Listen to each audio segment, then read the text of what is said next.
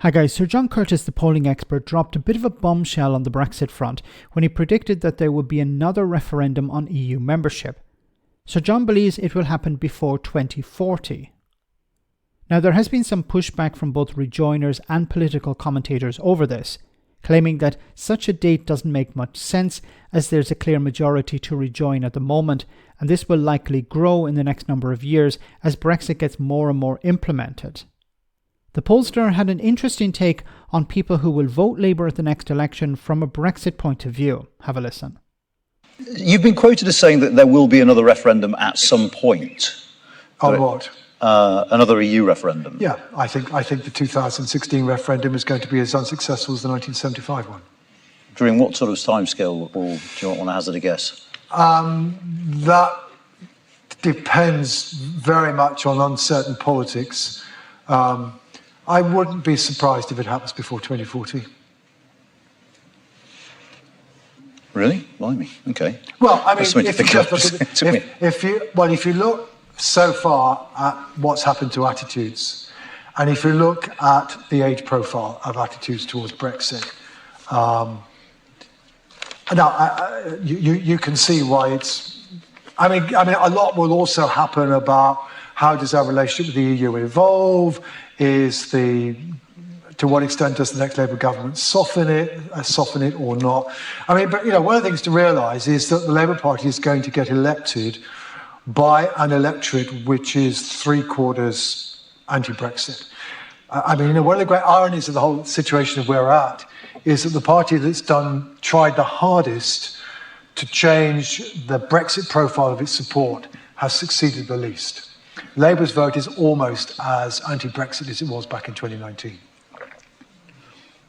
Okay. So therefore, right. That raises the question, particularly if as many of us think it's not unlikely that the next new Labour government is going to hit political trouble fairly early on, because it's a terrible legacy that they're going to inherit. Then they've got to think about ways of how to keep their voters on board.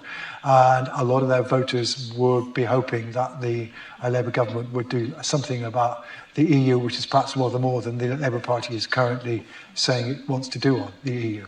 But do we know that these people are anti-Brexit in a kind of, I'm not just anti-Brexit, but Brexit is a really important issue for me, or, I wish we'd voted Remain, but actually I don't really, it's not a fight I'm interested in at the moment, because the salience issue matters, doesn't it? My answer to you, Annan, is that on all the measures that I can see, people on the Remain side argument are much more emotionally committed to their side, right? So it's the complete opposite of the stereotype. I mean, the claim was it was the Remainers who were the wise intellectuals who knew what they were doing, and the Leavers were the emotional folk who were engaging in a bit of a knee-jerk reaction.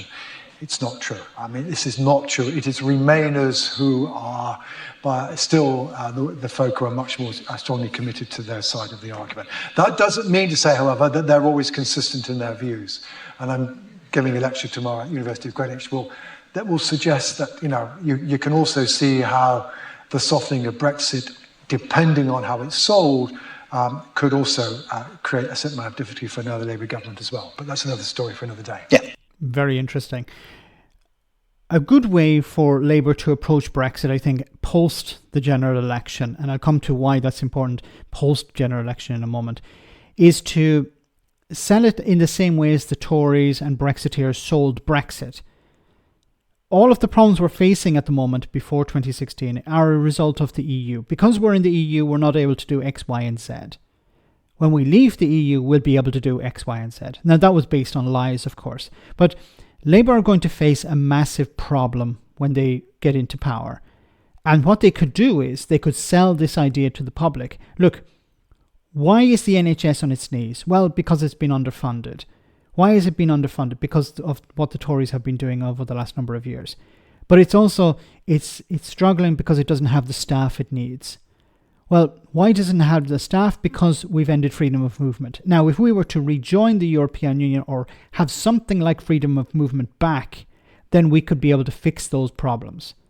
They could apply that also to other sectors like agriculture, hospitality, stuff like that. So they could sell the EU membership almost like a panacea, a bit like how Brexit was sold. We have a problem, Joining the EU will fix that. Of course, they're not going to sell it as, let's join the EU, but they could sell it as, well, we should have a better relationship with the EU. Businesses, if we want to grow if we want to grow the economy, we need to see businesses grow. They need access to workers. They need access to markets. The biggest market, of course, the one on our doorstep. We need to reduce the barriers to trade. And that, of course, is, in another sense, rejoining the European Union. Now, as I said, they won't mention it before the election because some of them probably believe it's toxic. It's still a toxic topic. Avoid it at all costs. If you are talking about Brexit, talk about how we're going to make Brexit work or something like that. I still think that the Labour Party fear that they're going to lose support in the Red Wall. They want to win, they want to win back those seats, so they have to avoid talking about Brexit because many people still voted for Brexit, still believe Brexit was a good idea. And there are also the issues of immigration. So many people voted for Brexit to bring down immigration. So it's still a hot potato. But once in power, I think Labour can easily, because they know they have the numbers behind them, as Sir John Curtice has pointed out here, there's still a significant support base in Labour that are pro-EU. Labour can easily say to them, yeah, what we're going to do is we're going to bring down barriers to trade, we're going to bring back freedom of movement or something like that. We're going to have a better relationship with the EU. Let's start the ball rolling for rejoining the EU because that will fix a lot of problems that we're facing today. And of course, Labour are going to face massive problems. An interesting side story here could be that if the Conservatives are completely destroyed at the next general election through tactical voting, and they're no longer the official opposition, well, the official opposition would then be the Liberal Democrats. And a majority of Liberal Democrats, excluding the leader, want the UK to rejoin the EU. So you'd have the government, a party that is pro-EU, and you'd have the official opposition, a party that's pro-EU. And of course, both of them would be pushing the idea of rejoining. So that is the best case scenario, of course, depending on what's going to happen at the election. But either way, I think Labour going into power are going to have to make some difficult decisions, and it would be politically expedient for them to say, look, you want better run NHS, you want the NHS staffed, well, we have to rejoin the single market, or we have to rejoin the EU, or we have to bring back freedom of movement. Let me know in the comment section, guys, what you think. As always, your comments are greatly appreciated. Thanks a lot.